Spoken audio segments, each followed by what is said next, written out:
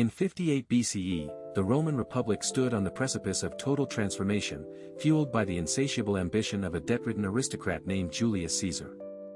This is the opening chapter of a brutal conflict that would redefine the ancient Mediterranean world forever. The Roman Republic faced severe internal instability, with political factions vying for control over the Senate while the treasury groaned under the weight of massive public debt. Caesar, desperate for military glory and the immense wealth required to secure his future, looked toward the untamed frontiers of Gaul. The Helvetii, a powerful Celtic tribe from modern-day Switzerland, initiated a massive migration that threatened the stability of the Roman province of Gallia Narbonensis.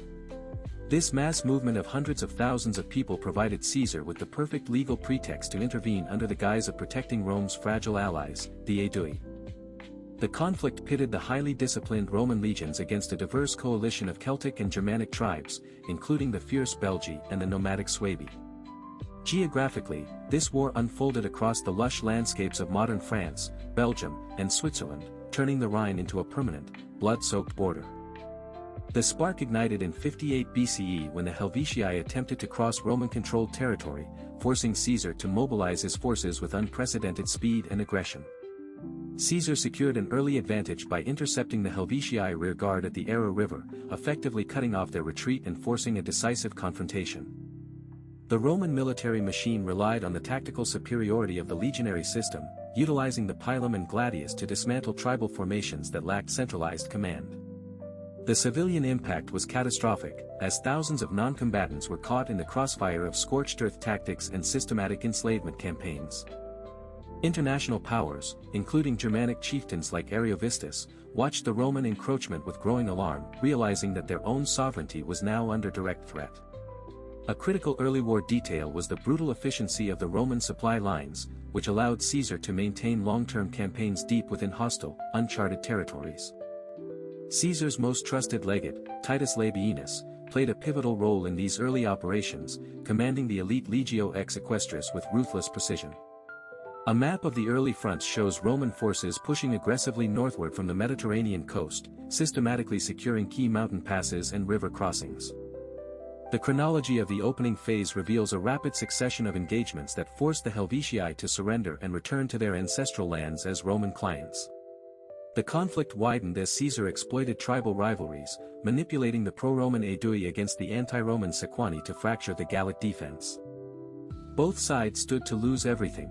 For the Romans, failure meant political ruin and bankruptcy, while for the Gauls, it meant the total erasure of their culture and autonomy.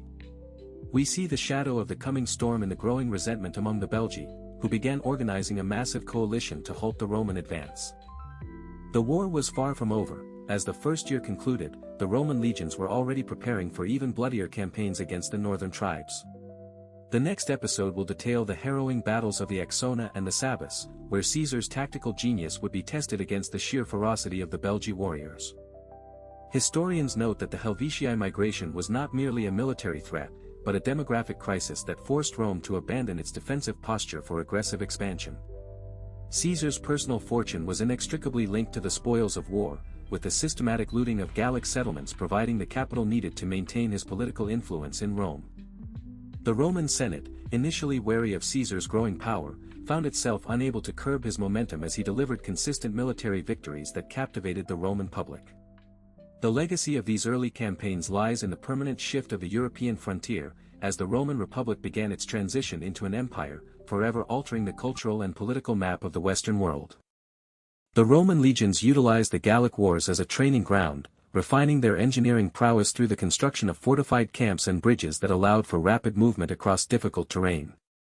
This logistical superiority often proved more decisive than raw combat strength in the rugged, forested landscapes of central Gaul. The Aedui tribe, acting as Rome's primary client, provided essential intelligence and local support that allowed Caesar to navigate the complex web of tribal alliances. Without this critical local knowledge, the Roman legions would have struggled to locate and engage the mobile, guerrilla-style forces of their enemies. As winter approached in 58 BCE, Caesar established winter quarters, signaling a shift from temporary punitive expeditions to a permanent military presence. This strategic choice marked the beginning of a long-term occupation that would eventually lead to the total Romanization of the Gallic territories. The Suebi, led by the formidable Ariovistus, remained a looming threat across the Rhine, waiting for the right moment to strike against the overextended Roman forces. Their presence ensured that the war would not conclude with the defeat of the Helvetii, but would instead escalate into a larger regional conflict. In the upcoming second episode, we will witness the brutal clashes with the Belgae, a confederation of northern tribes that proved to be the most resilient opponents Caesar had faced to date. Their tactical coordination would push the Roman legions to the absolute breaking point of their endurance. Caesar's own writings, the Commentarii de Bello Gallico, serve as our primary window into these events, though modern historians caution that these accounts were heavily edited to serve his political narrative in Rome. We must balance his claims of overwhelming victory with archaeological evidence of the devastating human cost.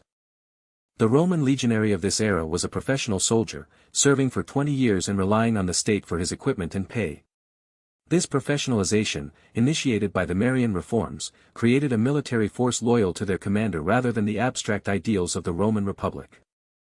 Gallic society was defined by a complex hierarchy of warriors, druids, and farmers, each playing a specific role in the tribal structure.